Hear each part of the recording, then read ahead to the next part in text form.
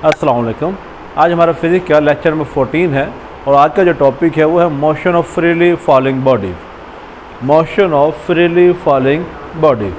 अब इसके paragraph page number 49 पर ये टॉपिक है और पेज नंबर 49 पर जो फर्स्ट पैराग्राफ ही बयान किया गया है वो कुछ इस तरह है। कुछ क्वेश्चन पूछे गए हैं फर्स्ट पैराग्राफ में। क्या कुछ चीज़ें अगर मैं लेता हूँ, लेट्स सपोज मेरे पास ये डस्टर है, ये कुछ कीज़ वगैरह मेरे पास है, अगर मैं इनको यहाँ ड्रॉप करता हूँ, आप ड्रॉप करने से पहले देखें कि इस वक्त इसकी वेलोसिटी कितनी है। इससे इसकी वेलोसिटी जो सी है वो इनिशियल वेलोसिटी होगी और ये रेस्ट पोजीशन पे हम कह सकते हैं ये रुका हुआ है, वेलोसिटी इसकी क्या है, इनिशियल वेलोसिटी 0 है। अगर मैं इसे ड्रॉप करूँ तो क्वेश्चन इस तरह पूछे गए हैं कि जब ये डाउनवर्ड किस साइड मूव करेगा, डाउनवर्ड मूव करेगा।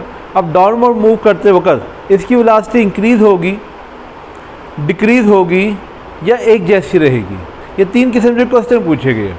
अब इसमें क्या होता है, हमें ग्रेविटी के लिहाज से बात की जाती है कि अगर मेरे पास ये अर्थ है और अर्थ के लिहाज से कोई भी चीज़ मैं अगर ड्रॉप करता हूँ तो due to gravity it will move toward the centre of earth. ज़मीन इसे अपनी तरफ क्या करती है, अट्रैक्ट करती है। छोटी क्लास में हमने पढ़ा था 7-8 में, due to gravity move toward the centre of the earth. या ज़मीन के सरफेस की तरफ क्या करेगी, मूव करेगी। और ज़मीन की फोर्स इसी वक्त है, इसी डायरेक्शन में है, लिहाजा इसकी जो वेलोसिटी है वो क्या होगी, इंक्रीज़ होगी। जो जो ये डाउनवर्ड मूव करता जाएगा इसकी वेलोसिटी क्या होती जाएगी, आहिस्ता आहिस्ता बढ़ती जाएगी, आहिस्ता आहिस्ता बढ़ती जाएगी। अब अगर मैं कहता हूँ कोई हल्की चीज़ है या कोई भारी चीज़ है, जैसा जो आप बात करते हैं ये मेरे पास डस्टर है, ये मेरे पास कुछ कीज़ वगैरह है, ये मैं ले लेता हूँ मार्कर है, इसकी कैप है। अब ये हल्की है, कुछ चीज़ें क्या भारी हैं। अगर मैं इनको ड्रॉप करूँ तो इसे कीनली ऑब्जर्व किया जाए कि कौन सी चीज़ पहले पहुँचेगी या कौन सी चीज़ बाद में पहुँचेगी। तो जहन में एक आइडिया आता है कि जो भारी चीज़ है वो पहले पहुँच जानी है, जो हल्की चीज़ है वो बाद में पहुँचेगी, लेकिन ऐसा होता नहीं है। सबसे पहले एक साइंटिस्ट था जिसका नाम था गैलीलियो। उसने पीसा टावर, लिविंग टावर है पीसा, यहाँ पे साइड पे एक डायग्राम भी बनी हुई है, वहाँ के टॉप से उसने हल्की चीज़ें भी और भारी चीज़ें भी सबको इकट्ठा फेंका। और जो ही सब उसने इकट्ठा फेंका हल्की और भारी को, तो तमाम की तमाम चीज़ें एक ही वक्त में किधर आई हैं, वो नीचे आई हैं। अक्सर आप वीडियोस भी चेक कर सकते हैं, इसमें वीडियो भी अवेलेबल है कि चाहे मैं एक पर भी ले लेता हूं और भारी चीज़ें भी ले लेता हूं तो तमाम की तमाम एट ए टाइम ही दोनों की तमाम चीज़ें डाउनवर्ड ज़मीन की तरफ एक ही वक्त में नीचे गिरेंगी। लेकिन थोड़ा ध्यान में जाता है कि मैं एक पर ले लेता हूँ, एक पेज ले लेता हूँ, तो पेज जो सा या पर ले लेता हूँ किसी कबूतर का, चिड़िया का, वो आहिस्ता आहिस्ता फ्लोट करता हुआ गिरेगा हवा के अंदर। लेकिन अगर दरमियान में हवा को निकाल दिया जाए तो चाहे एक कागज़ का टुकड़ा है, एक पत्थर है या एक लोहे का टुकड़ा है, तमाम चीज़ें एट ए टाइम ये सब की सब नीचे ज़मीन पे एक ही वक्त में गिरेगी। हर तमाम चीज़ें ज़मीन एक ही कशी से इन सबको अपनी तरफ क्या कर रही है, अट्रैक्ट कर रही है, तमाम, चाहे हल्की हो या भारी हो, इंडिपेंडेंट ऑफ मैस। तो गैलीलियो साइंटिस्ट था, उसने ऑब्जर्व किया था कि जो हल्की या भारी हो पीसा टावर से ड्रॉप किया था, इंडिपेंडेंट ऑफ मैस होता है, ज़मीन हर चीज़ को अपनी तरफ क्या कर रही होती है, सेम फोर्स से अट्रैक्ट कर रही है। अब जो जो कोई बॉडी नीचे की तरफ आएगा ना तो उसकी जो वेलोसिटी है वो क्या होती जाने, बढ़ती जाएगी। वेलोसिटी बढ़ रही हो तो एक्सेलरेशन जो सा होता है वो क्या लिया जाता है, पॉजिटिव लिया जाता है। और अगर मैं डाउनवर्ड आ रहा हूँ तो ये जो मेरी वेलोसिटी है वो क्या हो रही है, इनक्रीज।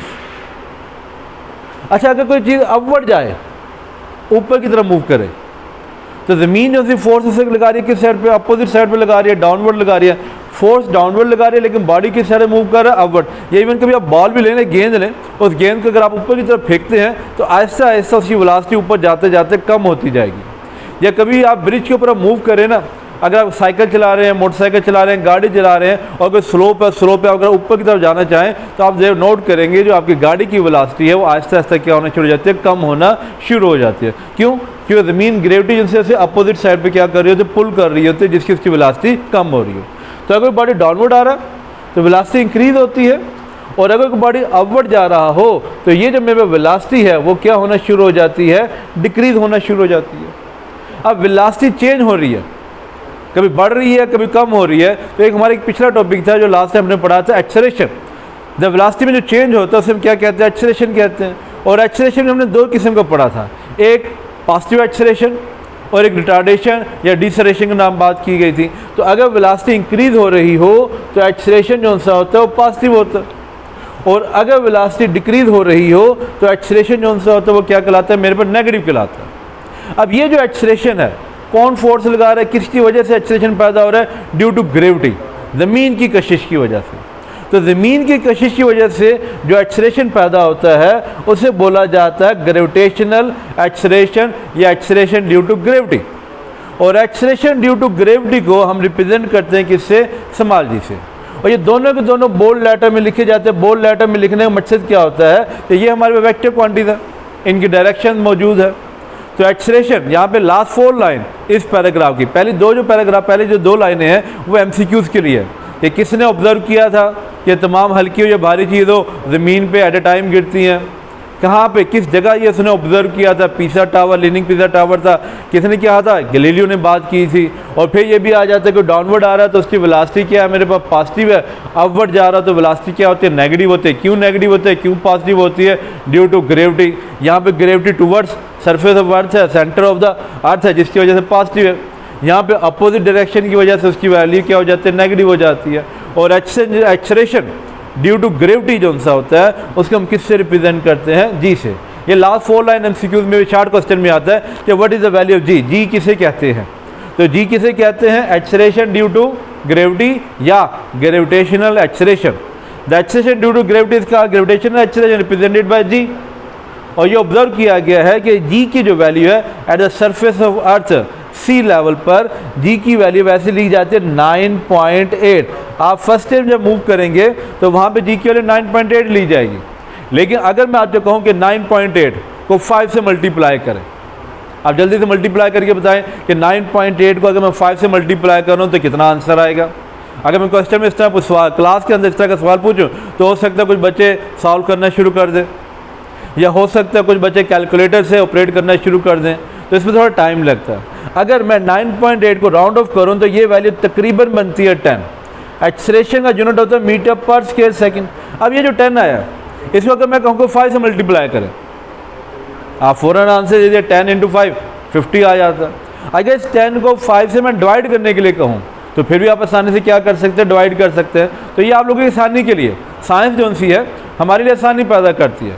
चाहे घर में हो, कपड़े धोने के लिए वॉशिंग मशीन बना दी जाती है, पंखे हैं, AC है, ये तमाम साइंस हमारी ज़िंदगी में आसानियाँ पैदा कर रही है। तो यहाँ भी थोड़ी आसानी के लिए 9.8 को राउंड ऑफ करके हम क्या लिखते हैं? 10 लिखते हैं। और जितने न्यूमेरिकल्स आएंगे, कैलकुलेशन वगैरह की जाएंगी, उसमें एक्सेलरेशन ड्यू टू ग्रेविटी जो सा है उसकी वैल्यू क्या लिखी जाएगी? 10 मीटर पर स्क्वायर सेकेंड। ये इसका क्या कहलाता है? यूनिट कहलाता है। 10 मीटर पर सेकेंड भी कह सकते हैं, 10 मीटर पर स्क्वायर सेकेंड भी कह सकते हैं। अब ये जो जी की वैल्यू है, अगर कोई बॉडी डाउनवर्ड आ रहा है तो उस वक्त जी की वैल्यू मैं क्या लूँगा? +10 मीटर पर स्क्वायर सेकेंड। और अगर कोई बॉडी मूव कर रहा है, अपवर्ड मूव कर रहा हो, तो उस वक्त जी की वैल्यू जो ली जाएगी वो मैं क्या लूँगा? -10 मीटर पर स्क्वायर सेकेंड। तो एक साइड पे जी की वैल्यू प्लस ली जाएगी, कब ली जाएगी? डाउनवर्ड जब बॉडी मूव करेगा। डाउनवर्ड बॉडी मूव करे इसका मतलब क्या? एक्सेलरेशन पॉजिटिव है और ड्यू टू ग्रेविटी है तो इसलिए जी की वैल्यू +10 ली जा रही है। और अगर कोई बॉडी अपवर्ड मूव कर रहा है तो उस वक्त जो जी की value acceleration due to gravity की जो वैल्यू होगी वो मेरे पास क्या ली जाएगी? 10 मीटर पर स्क्वायर सेकेंड ली जाएगी। तो ये था आज का हमारा टॉपिक, छोटा सा टॉपिक था, motion of freely falling body. इसमें क्यों 2-3 MCQs हैं। किसने सबसे पहले ऑब्जर्व किया था? गैलीलियो ने। और तमाम जो बॉडी मूव करेगा ड्यू टू ग्रेविटी वो इंडिपेंडेंट ऑफ मास होगा। और एक्सेलरेशन ड्यू टू जो ग्रेविटी होगा वो क्या कहलाता है? ग्रेविटेशनल एक्सेलरेशन कहलाता है। इसमें कोई चीज़ ना समझ में आए तो आप अपने रिस्पेक्टिव टीचर से पूछ सकते हैं।